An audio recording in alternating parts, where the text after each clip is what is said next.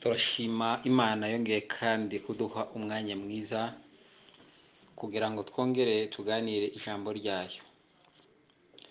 Reka tuganire ijambo kubabarira.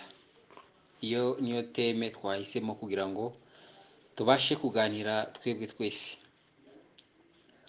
Reka tubanze dutekereza ku ijambo kubabarira. Njyewe ijambo kubabarira naritekereje ko kubabarira ni uguhanagura ikosa uba utaryibuka ukundi.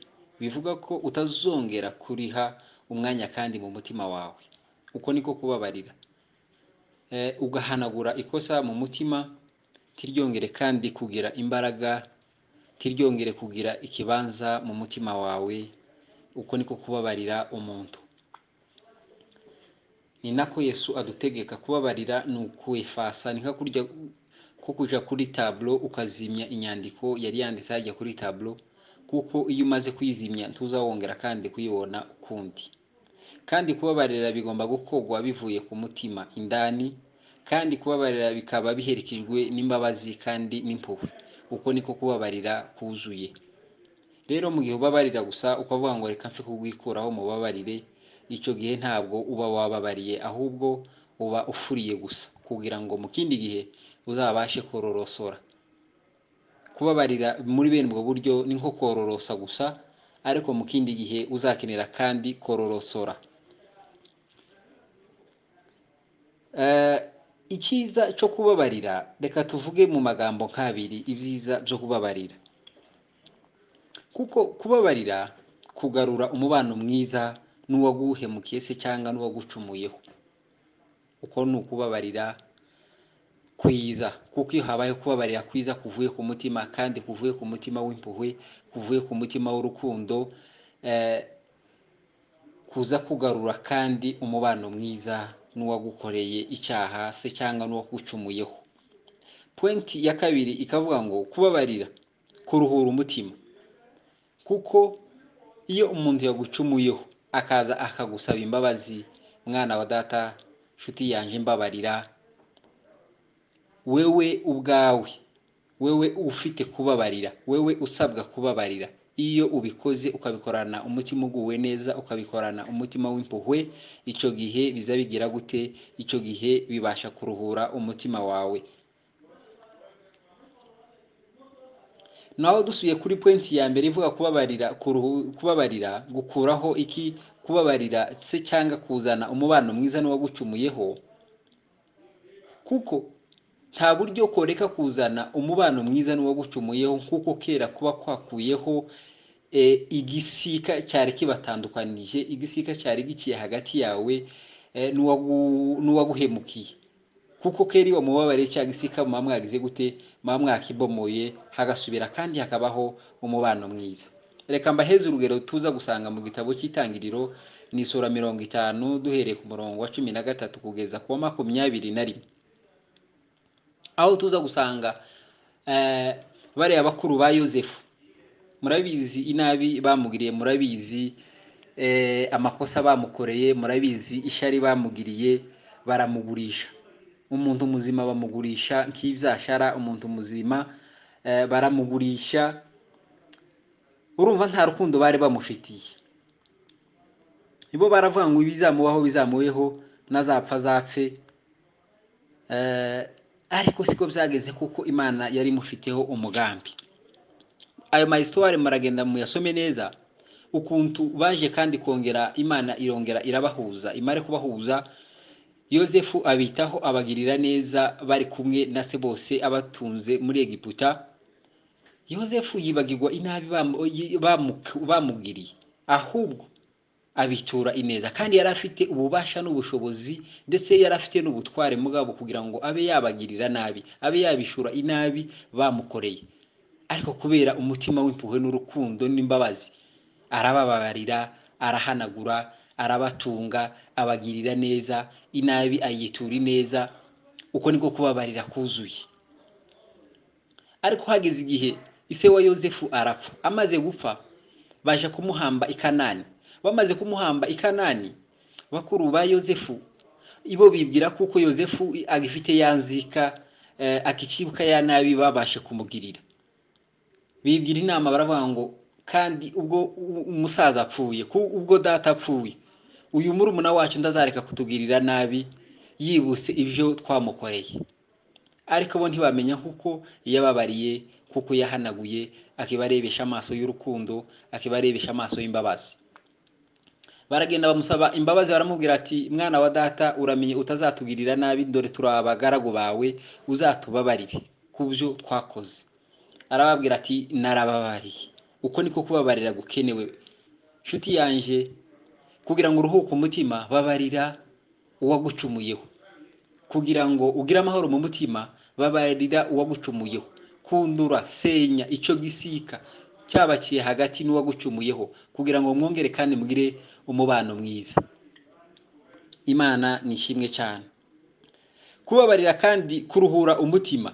Nta buryo, iyo utababariye nta buryo wogira umutima utuje. Wicara utekereza kuri cya cyaha, wicara utekereza kuri bwa buhemu baguhemukiye, wicara utekereza kuri ya nabi bakugiriye, bigatuma umutima wawe umungwa, ukamungwa na cya cyaha, bigatuma udahorana amahoro, bigatuma udahorana ibyishimo. Umuti gusa n'umwe ni ukubabarira, ugahanagura kandi warangiza ukibagirwa. Reka mbabwire ngo reka mbaheze ahantu muza kubisanga neza mu gitabo cya Samweli isura 24 umurongo wa 11. Aha haraza kubabwira inkuru za Sawuli, ukuntu Sawuli yagendaga ahiga Dawudi kugeza ubwo yamusanze mu buvumo. Bashyize mu buvumiyo, Sawuli arasinzira. Amaze gusinzira, Dawudi araza. Amaze kumugeraho, abaja biwe bakomeza kumuheza inama. Ese wamwishe databuja? Ndora umuntu duhejeje mu buvumo, umuntu duhejeje muri no ntambara. Bamwereka amarezo afatika, bamwereka impamvu zifatika zatuma amwica. Ariko Dawudi yamugiriye impuhwe, agirira umwanzi wiwe, agirira impuhwe uwari kuhiga ubuzima bwiwe, amugirira imbabazi, aramubabarira. Aramubwira ati Imana yari yagutanze mu maboko yanjye, ariko iyo nza kubishaka imba nakwishe kuko abantu bambwiraga, ariko nanze kugorora ukuboko kuwo Imana yasize amavuta. Amugirira imbabazi. Mwene data, nawe babarira kugira ngo ugire amahoro. Babarira ukundure igisika kigutandukanya n'uwaguhemukiye. Babarira ukundure igisika cyagutandukanyaga n'inshuti zawe, kugira ngo wongere kandi ugire amahoro kandi ugire umubano mwiza nabo icyaha cyari kimaze kujana kure. Abo ni b'Imana ikunda. Imana ikunda bababarira, kuko nta utababarira wese uwo ntazabasha kuragwa ubwami bw'Imana, kuko ntibishoboka, kuko Imana ubwayo yonyine yaratubabariye ibyaha twari dufite, ubwo twari kure cyane n'amasezerano, ubwo twari kure n'isezerano ryo kuzinjira mu buruhukiro. Imana nishimwe cyane. Twebwe twari kure, ntitwari tubereye kuzegera, twari tubereye kuzegera intebe y'ubugingo. Ariko Uwiteka aratubabarira, ndetse yemera gutanga umwana wayo w'ikinege kugira ngo adupfire twebwe abanyabyaha, twebwe abari kure n'amasezerano, kugira ngo twigizwe hafi n'amaraso ye. Yakoresheje amaraso ye kugira ngo atwigize hafi. Imana nishimwe cyane, kugira ngo atwigize hafi ubutazaja kure kandi nawe, kugira ngo tutazabasha gusumigwa n'amaboko akomeye y'Uhoraho. Aratubabarira kandi atubabarira nta kiguzi adusabye. Imana nishimwe cyane. Mureke natwe tubabarirane kugira ngo Uwiteka twishimire. Uwiteka ntiyatwishimira mu gihe tutarababarira abavandimwe, mu gihe tutarababarira abaducumuyeho, mu gihe tutarababarira abadufitiye ibyaha. Imana nishimwe cyane. Pawulo niwe wandikiye ab'Efeso, arababwira ngo, urumva ariko abahugura, arababwira ngo mugirirane neza kandi mugirirane imbabazi, mubabarirane ibyaha kuko Imana yabababariye muri Kristo Yesu. Mugirirane neza, mugirirane imbabazi kandi icyongeho mubabarirane. Ijambo ry'Imana uyu munsi rije rikubwira ngo basha kugira ubutwari ubabarire mwene so, basha kugira ubutwari ubabarire inshuti yawe, basha kugira ubutwari ubabarire uwagucumuyeho, kugira ngo nawe Imana izakubabarire kuri wa munsi w'amateka, kugira ngo nawe Imana izakubabarire kubyo uzabasha gucumuraho, kugira ngo nawe ubashe kugira umubano mwiza na Kristo. Nta buryo wagira umubano mwiza na Kristo utarababarira uwagucumuyeho. Imana nishimwe cyane. Icyabaye ikibazo, abantu bugine basigaye bashaka kubabarira ariko bashiriho amakondisyo. Nimba nkubabariye ngo haye kondisyo fulani, nimba nkubabariye, izo si imbabazi. Imbabazi ni ukubabarira udafite ikindi wishingikirijeho, ni ukubabarira usa wishingikirije gushaka umubano mwiza, wishingikirije gushaka wishingikirije gukuraho urukuta rwari rugutandukanije n'uwo wari wagucumuyeho. Imana nishimwe cyane. Rero kubabarira byagenewe intwari.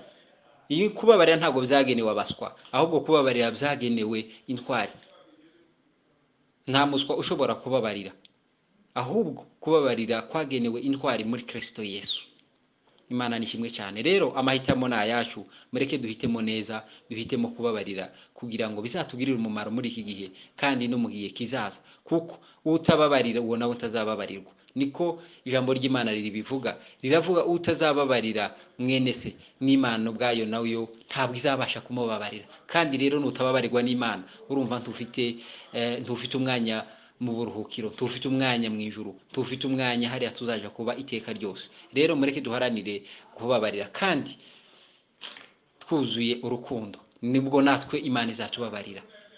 Ijambo ry'Imana ribagirire neza kandi ribafashe, ribigishe kubabarira kugira ngo natwe tuzababarire. Murakoze. Ni mwene so Eli.